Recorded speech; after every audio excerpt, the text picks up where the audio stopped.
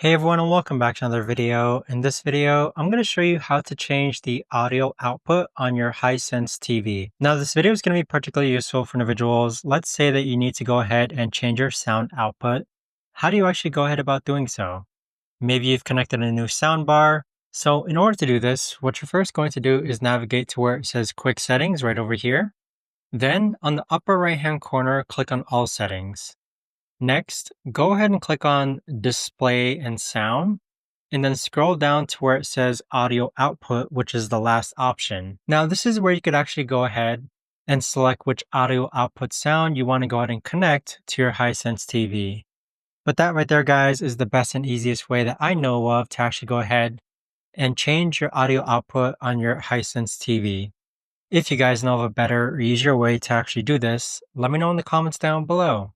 I would love to know. Thanks so much for watching everyone, and I'll see you guys all in the next video. Take care.